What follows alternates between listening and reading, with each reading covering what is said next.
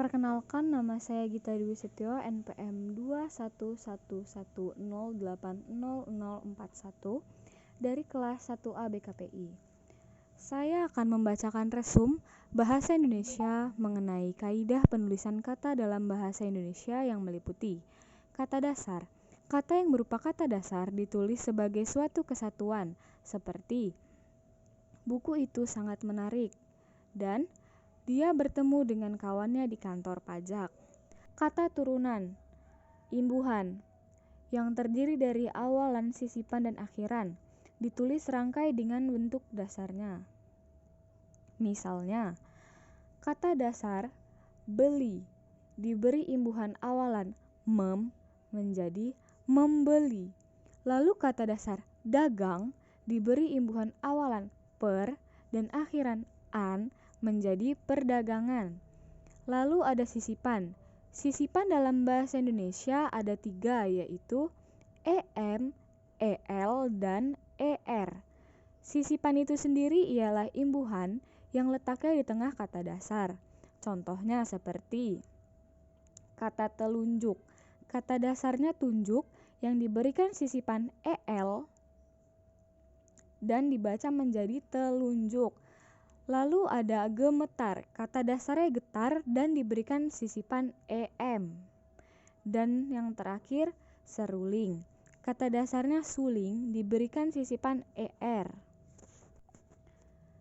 Imbuhan dirangkaikan dengan tanda hubung jika ditambahkan singkatan, seperti mem tanda hubung phk kan. Lalu jika bentuk dasarnya berupa gabungan kata, ditulis serangkai dengan kata yang langsung mengikutinya, seperti bertepuk tangan. Jika kata gabungan mendapat awalan dan akhiran, maka unsur gabungan kata itu ditulis serangkai. Misalnya, menggarisbawahi, ditulis langsung tanpa spasi. Jika salah satu unsur gabungan kata hanya dipakai dalam kombinasi, gabungan kata itu ditulis serangkai.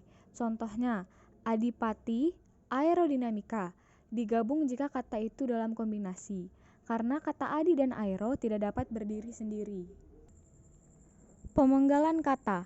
A.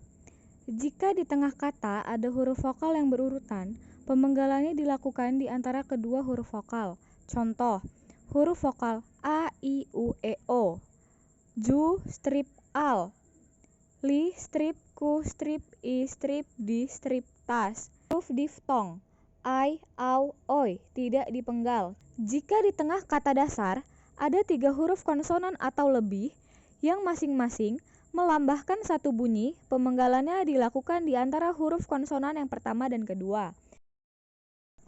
Angka dan bilangan. Bilangan dapat dinyatakan dengan angka atau kata. Angka dipakai sebagai lambang bilangan atau nomor, atau tulisan lazim digunakan angka Arab atau Romawi. Bilangan dalam teks dapat dinyatakan dengan 1 atau 2 kata ditulis dengan huruf, kecuali jika bilangan dipakai secara berurutan seperti dalam perincian atau paparan. Contohnya, mereka menonton drama itu sampai 3 kali. Bilangan dalam teks dengan 1 atau 2 kata ditulis dengan huruf. Kau, ku, mu, dan nya. Kata ganti ku dan kau ditulis serangkai dengan kata yang mengikutinya. Contohnya, buku ini boleh kau baca. Lalu, kau, mu, dan nya ditulis serangkai dengan kata yang mendahuluinya, seperti bukuku, bukumu, dan bukunya tersimpan di perpustakaan. Kata si dan sang. Kata si dan sang ditulis terpisah dari kata yang mengikutinya, seperti surat itu dikembalikan kepada si pengirimnya. Siti mematuhi nasihat sang kakak. Ya, tentang kaidah penulisan dalam bahasa Indonesia. Mohon maaf apabila ada kesalahan dalam pengucapan ataupun penjelasan materi. Saya akhiri, terima kasih.